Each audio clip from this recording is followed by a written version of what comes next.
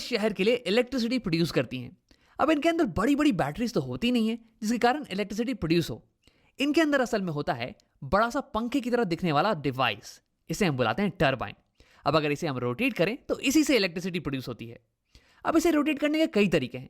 या तो मैं पानी को गर्म करके इस पर स्टीम को मारूं बहुत ही हाई वेलोसिटी से, या फिर मैं गिरते हुए पानी का इस्तेमाल करूं इसे गोल घुमाने के लिए, या फिर तुम इसे विंड मिल में फिट कर दो ताकि हवा के कारण ये गोल गोल रोटेट करने लगे और फिर इससे हमें इलेक्ट्रिसिटी मिल जाए। तो फिर तुम किसी भी तरीके का इस्तेमाल करो, तुम्हें इस मशीन को रोटेट करना पड़ेगा और इसी से तुम्हें इलेक्ट्रिसिटी मिलेगी। अब तुम ये सोच रहे होगे कि राम, इसे रोटेट करने से इलेक्ट्रिसिटी कैसे मिलती है? तो देखो, टेक्नोलॉजी ये बेस्ड है इलेक्ट्रोमैग्नेटिक इंडक्शन पे, जिसका आविष्कार किया था माइकल फैराडे ने कुछ 200 साल पहले। उन्होंने हमें यह कहा था कि अगर तुम एक कंडक्टिंग वायर लो और उसे मैग्नेटिक फील्ड के अंदर ऊपर नीचे मूव करो तो उसके अंदर इलेक्ट्रिक करंट इंड्यूस होने वाली है।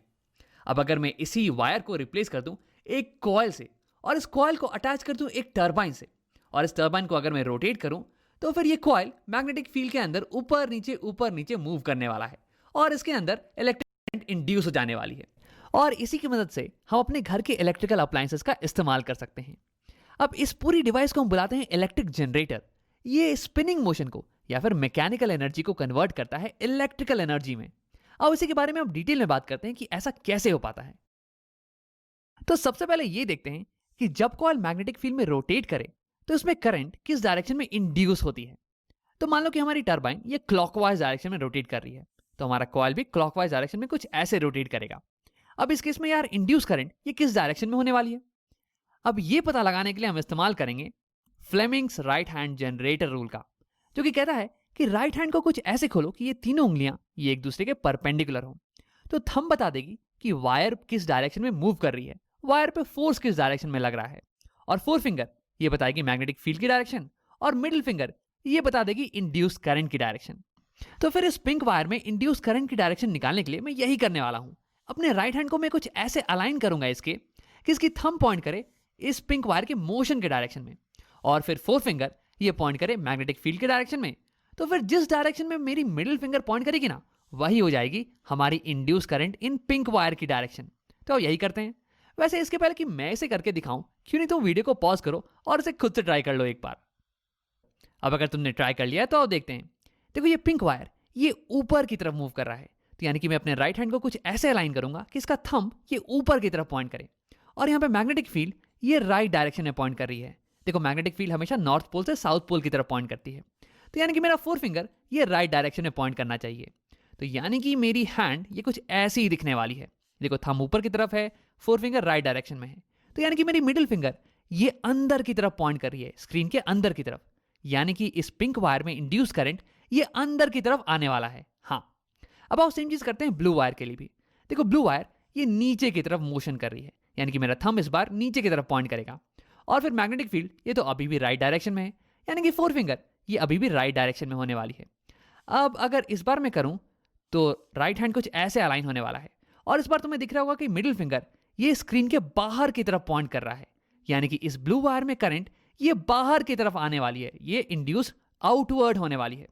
तो देखो, हमने यहां पे ये देखा कि जब वायर मैग्नेटिक फील्ड में ये ऊपर की तरफ आए तो यानी कि करंट इंड्यूस होती है इनवर्ड डायरेक्शन में, और जब वायर इस मैग्नेटिक फील्ड में नीचे की तरफ जाए तो फिर इसमें इंड्यूस करंट होती है आउटवर्ड डायरेक्शन में। इस चीज को याद रखना, इसका इस्तेमाल हम आगे करने वाले हैं। अब आओ मैं हाथों को हटा देता हूं और करंट की डायरेक्शन को दिखाने के लिए एरोज का इस्तेमाल करता हूं। अब देखो, इनकी मदद से मैं ये बता सकता हूं कि बाकी वायर्स में करंट किस डायरेक्शन में फ्लो कर रही हैं। पिंक वाली से करंट अंदर जाएगी और ब्लू से बाहर आएगी, तो यानी कि करंट ऐसे जाके ऐसे राइट डायरेक्शन में जाने वाली है इस वायर में, और फिर ये बाहर, और फिर इसमें ये ऐसे, और फिर ये ऐसे बाहर आ जाएगी। अब देखो, इन दोनों वायर्स को कनेक्ट करने के लिए मेरे पास यहाँ पे बाहर में एक एक्सटर्नल सर्किट होगा, जिसे मैंने दिखा नहीं रखा है अभी, उसे हम बाद में दिखाएंगे। तो करंट यहाँ से फ्लो करके फिर ऐसे इसमें इंटर करने वाली है, और फिर ये पिंक वाली में अंदर, तो ऐसे सर्किट कंप्लीट हो जाने वाला है। तो इसे दिखाने के लिए मैं सारे एरोस को बना देता हूँ। हाँ, अब देखो, हमारी कॉइल ये स्टेशनरी तो है नहीं, ये तो रोटेट कर रही थी ना, तो ये कॉइल रोटेट करती जाएगी और करंट बिल्कुल ही ऐसे फ्लो करता रहेगा।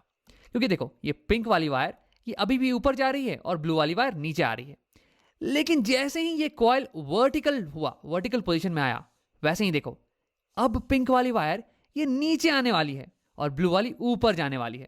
देखो, फिर से इसे देखते हैं। ये वर्टिकल हुआ और ये, हाँ, अब पिंक वाली वायर नीचे जाएगी। और हमने ये देख रखा है कि जो भी वायर नीचे जाती है उसमें करंट बाहर की तरफ इंड्यूस होता है, और जो वायर ऊपर जा रही है उसमें करंट अंदर की तरफ इंड्यूस हो रहा है। तो इसका मतलब ये कि यहां पे करंट की डायरेक्शन स्विच हो जाने वाली है, कुछ ऐसे। और फिर ये कॉइल ऐसे ही रोटेट करता रहेगा जब तक कि फिर से ये वर्टिकल पोजीशन में ना आ जाए। और अब देखो, अब पिंक वाली वायर ये फिर से ऊपर की तरफ आने वाली है, और जब वायर ऊपर की तरफ आए तो इसमें करंट अंदर की तरफ इंड्यूस होता है। और ब्लू वाली वायर ये अब नीचे की तरफ आने वाली है, और जब वायर नीचे की तरफ आए तो उसमें करंट ये बाहर की तरफ इंड्यूस होता है, यानी कि फिर से एक बार करंट की डायरेक्शन चेंज हो जाने वाली है, कुछ ऐसे।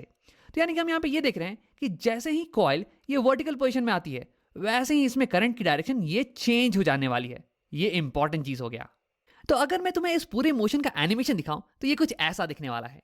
देखो, जब भी हमारी कॉइल ये मैग्नेटिक फील्ड के परपेंडिकुलर आएगी तो फिर करंट की डायरेक्शन ये चेंज हो जाने वाली है। हाँ, वैसे मैं इस एनिमेशन में कॉइल को रोक दे रहा हूं जब भी ये परपेंडिकुलर आ रही है मैग्नेटिक फील्ड के, ताकि तुम इंड्यूस करंट की डायरेक्शन को चेंज होता हुआ देख सको। वैसे असलियत में ये मोशन बिल्कुल ही कंटिन्यूअस होने वाला है और ये कॉइल कभी रुकने वाली नहीं है।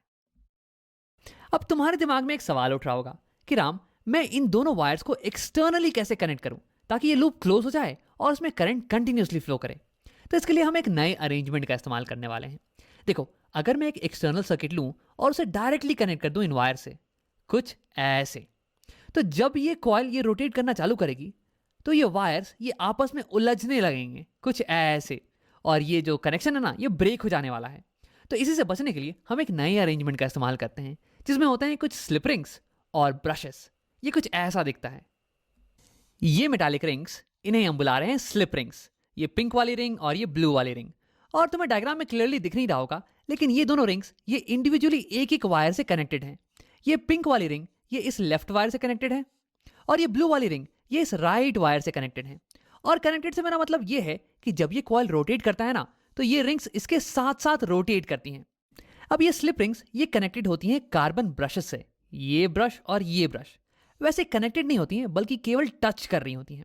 मेरा मतलब है कि जब ये स्लिप रिंग्स रोटेट करेंगी ना तो ये ब्रशेस इसके साथ रोटेट नहीं करेंगी, बल्कि ये केवल इसके ऊपर स्लिप करने वाली हैं, और इसलिए तो हम इन रिंग्स को स्लिप रिंग्स बुलाते हैं। अब अगर तुम्हें ये समझ में नहीं आ रहा हो तो मैंने यहाँ पे एक पिक्चर बना रखा है तुम्हें समझाने के लिए। देखो, यहाँ पे एक ब्रश है जो कि एक रिंग को टच कर रही है। अब अगर ये रिंग रोटेट करेगी ना तो ये ब्रश इसके साथ साथ रोटेट नहीं करने वाली है, बल्कि ये केवल उसके ऊपर स्लिप करती रहेगी। तो यहां पे हमारा सर्किट तो कंप्लीट हो चुका है। देखो, यहां पे ब्लू वाले वायर से करंट आएगी और फिर ये जाने वाली है इस ब्लू वाले स्लिप रिंग में। देखो, ये वायर केवल एक स्लिप रिंग से कनेक्टेड है। फिर यहां से करंट ये ट्रांसफर हो जाने वाली है बाहर के सर्किट में because of this carbon brush, और उसके बाद फिर करंट यहां से यहां जाएगी इस कार्बन ब्रश में, और फिर ये करंट को ट्रांसफर कर देने वाला है इस पिंक वाले स्लिप रिंग में। और ये पिंक वाला स्लिप रिंग ये केवल कनेक्टेड है इस वायर से, तो इसलिए करंट केवल इसमें जाने वाली है। तो ऐसे हमारा हो गया सर्किट कंप्लीट। अब हमारा कॉइल अगर रोटेट करने लग जाए तो ये जो स्लिप रिंग से इसके साथ अटैच्ड ये भी इसके साथ साथ रोटेट करने लगेंगे। लेकिन ये कार्बन ब्रशेस ये तो केवल इसे टच कर रहे हैं यार, तो ये केवल इसके ऊपर स्लिप करेंगे, ना कि रोटेट। अब देखो, ये स्लिप रिंग्स और कार्बन ब्रशेस ये दोनों मिलके बाहर वाले वायर्स को उलझने से बचाती हैं, और ये अंदर के कॉइल और बाहर के सर्किट के बीच में इलेक्ट्रिकल कॉन्टैक्ट को मेंटेन रखती हैं। दोनों के बीच में सर्किट को कंप्लीट रखती हैं। अब देखो, जैसे ही हमारा कॉइल ये वर्टिकल पोजीशन में आएगा वैसे ही इंड्यूस इलेक्ट्रिक करंट इसकी डायरेक्शन ये रिवर्स हो जाएगी, कुछ ऐसे। तो अब करंट पिंक वाले वायर से होके पिंक वाले स्लिप रिंग के थ्रू, इस कार्बन ब्रश के थ्रू, इस बल्ब के थ्रू जाके फिर ये ब्लू वाले स्लिप रिंग में जाएगी, और फिर ये उल्टा ऐसे कॉइल के अंदर इंटर कर जाने वाली है। तो यानी कि कॉइल के हर आधे चक्कर पे इस सर्किट में बहने वाला करंट ये अपनी डायरेक्शन को रिवर्स कर देगा। तो मान लो कि जब करंट इस डायरेक्शन में फ्लो कर रही थी तो हमारा बल्ब ये ब्लू लाइट से ग्लो कर रहा था। अब ठीक आधे चक्कर के बाद ये हमारी रिवर्स हो गई करंट, तो यानी कि करंट अब उल्टे डायरेक्शन में फ्लो कर रही है। अब मान लो कि बल्ब ये येलो कलर की लाइट से ग्लो कर रहा है। अब अगर तुम पूरे एनिमेशन को देखो तो ये कुछ ऐसा दिखने वाला है। अब इस मशीन को हम बुलाते हैं जनरेटर, इलेक्ट्रिक जनरेटर, क्योंकि ये इलेक्ट्रिक करंट को जनरेट करता है। और इस करंट की खास बात यह है ना कि ये करंट हमेशा कंटिन्यूअसली अपना डायरेक्शन चेंज करती रहती है, और इसे हम बुलाते हैं ऑल्टरनेटिंग करंट या फिर एसी। अब देखो, इसके बारे में एक इंटरेस्टिंग फैक्ट ये है कि जब भी तुम्हें करंट को लंबी दूरी तक ट्रांसमिट करना हो, जैसे कि पावर हाउस से तुम्हारे घर तक, तो फिर एसी को ट्रांसमिट करने में ज्यादा फायदा है compare to unidirectional current या फिर डीसी। इसलिए हमारे घरों में एसी करंट ही आता है। और हाँ, क्योंकि ये जनरेटर हमें एसी करंट दे रहा है, इसलिए इसे हम बुलाते हैं एसी जनरेटर। अब मान लो कि तुम्हें डीसी जनरेटर बनाना हो, जो कि तुम्हें एक डायरेक्ट करंट दे, मतलब कि इस सर्किट में जो करंट है ना, उसकी डायरेक्शन चेंज नहीं करे, बिल्कुल सेम ही रहे। मान लो कि कुछ ऐसे इसी डायरेक्शन में करंट जाए, तो उसके लिए क्या करना होगा? तो सबसे पहले आओ इन स्लिप रिंग्स को हटा देते हैं। तो अगर मुझे इस सर्किट में इलेक्ट्रिक करंट की डायरेक्शन को हमेशा मेंटेन करके रखना है, तो उसके लिए हर आधे साइकिल पे मुझे कार्बन ब्रश और इस वायर के बीच के कनेक्शन को चेंज करते रहना पड़ेगा। आओ देखते हैं कि क्यों। तो देखो, इस पर्टिकुलर सेटअप में अगर मुझे चाहिए कि ये करंट की डायरेक्शन ये सेम रहे, तो मैं इस कार्बन ब्रश को इस पर्टिकुलर वायर से कनेक्ट कर दूंगा, ये पिंक वाली साइड की वायर से। तो देखो, करंट ऐसे जाएगा ये पिंक वाले के थ्रू, फिर ब्लू वाले से होके फिर ये बाहर निकल के आ जाएगा और ये सर्किट कंप्लीट हो गया। लेकिन देखो, ये कॉइल तो रोटेट कर रही है ना, तो थोड़ी देर बाद ये कॉइल वर्टिकल पोजीशन पे आ जाने वाली है, और जैसे ही ऐसा होगा तो ये करंट की डायरेक्शन ये चेंज कर जाएगी। अब अगर सर्किट में मुझे करंट को ऐसे ही मेंटेन करना है, तो इस बार मुझे इस कार्बन ब्रश को कनेक्ट करना पड़ेगा इस वायर से, ये ब्लू वाली साइड की वायर से। तभी तो करंट ऐसे जाएगी और ये ब्लू वाले के थ्रू फिर पिंक वाले से निकल के फिर ऐसे सर्किट कंप्लीट हो जाएगा। अब देखो, फिर से आधे साइकिल के बाद ये वायर वर्टिकल हो जाने वाली है, ये कॉइल वर्टिकल हो जाएगी और फिर करंट फिर से चेंज कर जाएगा अपना डायरेक्शन। अब इस बार अगर मुझे सर्किट में करंट को सेम मेंटेन करना है, तो इस बार इस कार्बन ब्रश को मुझे इस वायर से कनेक्ट करना पड़ेगा, पिंक वाली साइड के वायर से। तभी तो देखो, करंट ऐसे जाएगी, फिर ये ऐसे जाके फिर ऐसे निकल के सर्किट कंप्लीट हो जाएगा। तो तुम्हें दिख रहा होगा कि कैसे मुझे हर आधे साइकिल के बाद कार्बन ब्रश और वायर के बीच के कॉन्टैक्ट को चेंज करना पड़ रहा है, मुझे कार्बन ब्रश को अलग दूसरे वायर से कनेक्ट करना पड़ रहा है। तो अब हमें ये सोचना है कि ऐसा क्या करें जिससे कि ये कनेक्शन में चेंज ये ऑटोमेटिकली आए और ये हमेशा कंटिन्यूसली आता रहे। तो इसके लिए हमें चाहिए होगा एक नए टाइप का ring, split rings. Slip rings नहीं, स्प्लिट रिंग्स। मतलब कि अगर तुम्हें एक रिंग को लो और उसे बीच से आधे आधे हिस्से में बांट दो, तो तुम्हें मिल जाएगा स्प्लिट रिंग्स। स्प्लिट रिंग्स बनी होती है दो आधे रिंग से, जिनके बीच में थोड़ा सा गैप हो। अब आओ देखते हैं कि इसकी मदद से कैसे हम हर आधे साइकिल पे कॉन्टैक्ट को चेंज कर सकते हैं। तो अभी स्टार्टिंग में हमारा कार्बन ब्रश ये पिंक साइड के कॉन्टैक्ट में है, ये देखो। और स्टार्टिंग में हमें बिल्कुल यही चाहिए था, ताकि करंट की डायरेक्शन ऐसे ही मेंटेन रहे। लेकिन देखो, थोड़ी देर बाद हमारा कॉइल ये रोटेट करके वर्टिकल हो जाएगा और फिर करंट की डायरेक्शन ये चेंज हो जाने वाली है। लेकिन यहाँ देखो, हमारा ब्रश ये ब्लू साइड के कॉन्टैक्ट में आ गया है, और ये बिल्कुल ही अच्छी चीज़ है, क्योंकि अभी भी हमारा करंट का डायरेक्शन ये बिल्कुल ही मेंटेन रहने वाला है। अब देखो, तुरंत थोड़ी देर बाद ये जो कॉइल ये फिर से रोटेट करके वर्टिकल पोजीशन में आ जाने वाला है और फिर करंट की डायरेक्शन चेंज कर जाएगी।